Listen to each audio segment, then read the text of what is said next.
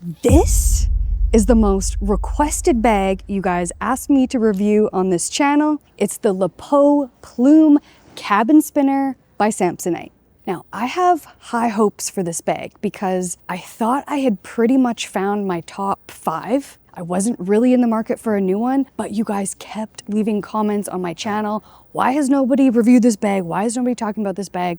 So I bought it. It wasn't cheap. I believe I paid 320 Canadian. I'll put the total price on the screen. But on the US website, when I went to go buy it, I could not buy it off the US website. I'm Canadian. I'm pretty sure it was on sale for $122. Anyway, needless to say, this video is not sponsored. I'm just truly on a mission to find the most perfect carry-on bag. And if I can't find it, I promise you guys, I will find a way to make my own.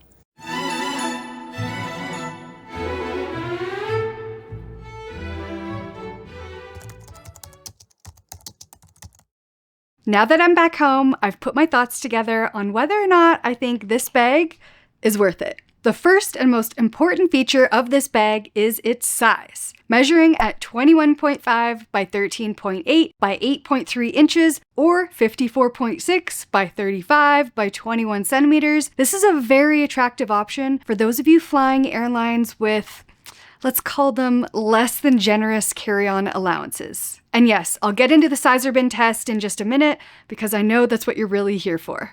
Paired with that, it weighs 4.8 pounds or 2.1 kilograms, making this one of the lightest roller bags on the market. Plus, the fabric is a water-repellent nylon, so if you get caught in the rain, you won't be stuck with soggy socks for the next 8 hours. But I think one of the best features is that this material is easy to wipe clean. Spilled coffee, maybe some mystery airport floor gunk, no problem, just wipe it off.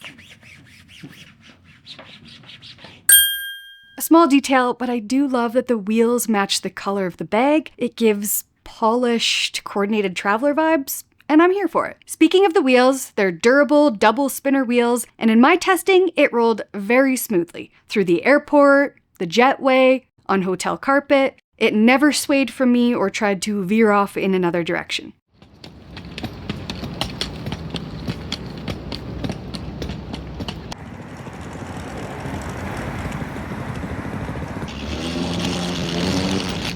Plus, the shape and the wheelbase prevent that top-heavy issue where your bag randomly decides to tip over in the middle of security. Now let's go over a few more great features of this bag. It comes with a matching TSA lock. The zippered front pocket is spacious. It's basically the entire length of the bag. I was able to fit a couple of shirts and a pair of shoes in here, and it's decently padded, so you could probably slip your laptop in here with a sweater for a little extra protection. I did bring my laptop with me, but I ended up putting it in my Nomad Lane tote, which does have a dedicated laptop pocket. I do wish the zipper placement was at the top though, instead of about a third of the way down, because it's underneath this flap design.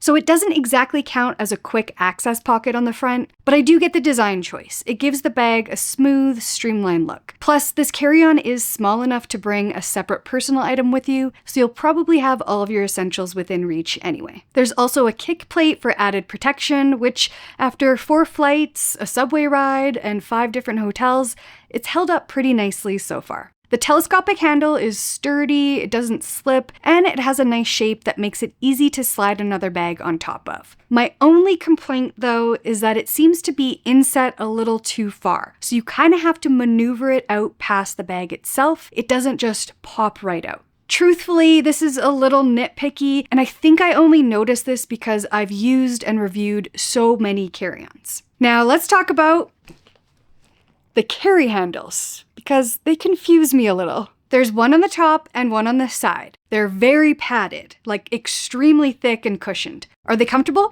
Absolutely. But they also add to the bag's exterior size by a lot, and I feel like they could have made the handles just as comfy without the extra bulk. That said, they do squish down, so I'm pretty confident they won't cause any issues in the sizer bins.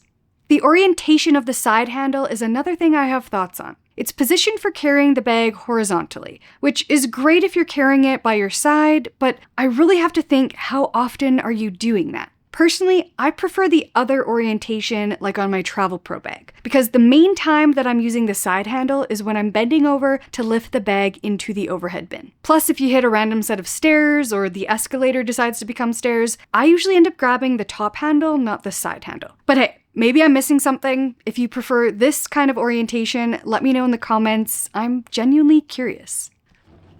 There isn't really much structure to the top of the bag. Everybody's worried that it's gonna collapse and fall in. And truthfully, when this bag is empty, it does squish down quite a bit, and I was a little bit concerned. Now that I have it packed, it's actually pretty solid. And so to demonstrate, I've got my personal item bag. This thing is packed full, as you can see. And that just sits right on top. There's no collapsing, there's no sliding. Like I said, this bad boy is packed pretty full. So you probably have to make sure that you've got enough items in there to keep it structured. But honestly, I am way more pleasantly surprised than I thought I would be. But I just checked the website and it looks like there's a new model that they just launched called the Lost in Berlin Cabin Spinner, which looks to be the exact same bag, but with a metal frame so that it keeps its shape. However, this is also going to make it slightly heavier. Moving to the inside of the bag, the top has 2 zippered pockets, a small inner pocket, and then the main compartment is open to pack as you wish. Being top open, it does take up about half the space of a clamshell style bag, which is perfect for smaller spaces. However, the top doesn't stay open by itself, since there's no drawbridge strap like on the Mixi bag, for example, so you do have to have it sitting up against a wall to keep it upright if that's something that matters to you. There are straps to keep everything in place while you're on the move, but to be honest, they do feel a little cheap and flimsy, especially when I compare them to the Monos compression straps. I don't think it's a deal breaker though, because most of us use packing cubes anyway. All right, next up, real world testing. You guys always comment that I never have my bags fully packed when we're testing them in the airline sizers. So I tried to pack this as full as possible. I have probably about 10 days worth of gear in here. This thing is jam-packed. So nobody in the comments could say that I didn't pack this thing full when we tested it in the sizers. We tested it in as many bins as we could find, including Air Canada, United, Frontier, Air France, KLM, British Airways, Aer Lingus, Turkish Airlines, Singapore Airlines, Austrian Airlines, Brussels Airlines, Lufthansa, and Swiss. But don't worry if your airline isn't listed. Chris and I put together a massive carry-on database with a growing list of airlines and their carry-on sizes, along with which bags fit, including this one. You can find the link to the spreadsheet in the comments or just scan the QR code on the screen.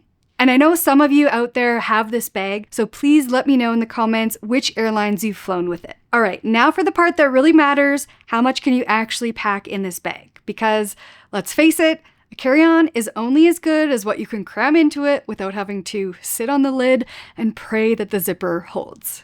I took this bag on a 10-day trip, and here's everything I brought. Keep in mind, some of these pieces were worn on the plane. For bottoms, I brought 1 pair of denim jeans, 1 pair of black jeans, a pair of wide leg jeans, and a pair of black joggers. This green hoodie, a black sweater, a black t-shirt, white t-shirt, a cardigan, a black long sleeve shirt, enough socks and underwear for the trip, 3 bras, and a pair of pajamas. I also brought my hair tool, my toiletries in my toiletry bag, a belt, a pair of slippers, and a pair of flats. And I wore my white daily driver shoes on the plane. I also had my jacket, but I wore that on the plane and didn't pack it. Because I don't want this video to be 30 minutes long, I'm not gonna make this into a packing video, so as I show you some of the outfits I put together, I do have some thoughts to share. Now I will say I'm pretty comfortable wearing things a few times before washing, and I don't mind doing a bit of laundry if needed. Part of flying carry-on is making a few sacrifices. If you're someone who cannot wear the same thing 2 or 3 days in a row, then you'll just have to be okay with doing laundry or finding materials that are super thin so that you can pack more of them. Or if you're only traveling for 5 to 7 days, this bag could easily handle your packing list with no laundry required. On this trip, I essentially brought 3 pairs of jeans, and denim is the bulkiest material out there, so you could easily replace these with lighter weight fabrics, lightening your overall weight. But I like jeans, and this is my style, so you still have to do what works best for you. And same with my hair tool, you guys always come at me about this thing, but I like using it, so I make room for it. If you don't need it, your bag is instantly almost a pound lighter, or it leaves room for other items. Now here's how much the bag weighs when it's all packed up. Should we weigh this bad boy? What are we at? 13.67 Pounds? pounds. Yeah, can you check? Oh yeah. Under 7 kilograms, baby! Alright, my final thoughts on this highly requested, comment section approved carry-on bag. Let's start with the pros. It's compact enough to fit on most international flights, and it's lightweight, giving you more room for your actual stuff. The fabric can be cleaned and it rolls like a dream, and overall it feels quite durable, well made, like it can handle many trips over many years. Even though it's on the small side, with something like the 3x3x3 method and a personal item bag, and planning to do a little laundry, you could easily bring this on a 3-week or longer trip. Now let's talk about the cons, because no bag is perfect yet. The biggest thing for me is I'm really questioning the bulky handle design choice. They're comfortable, sure, but they could have gone much slimmer without sacrificing comfort. The front pocket could be a little more accessible. Top access would have made it perfect for quick grab-and-go items. And while the compression straps do the job, they do feel a little flimsy, especially comparing it to more robust options like the Monos. I do think it's a little on the pricey side, so if you can snag it at a good price, or if it fits your budget, then this is definitely a great option. But overall, if you're looking for a lightweight, smooth rolling, and compact carry-on that fits on most airlines, this is definitely a bag that delivers. If you want to check out this bag, the links are in the description, or you can scan the QR code. And that concludes this episode of my obsessive journey into finding the perfect carry-on. Thank you so much for watching, and I'll see you in the next one.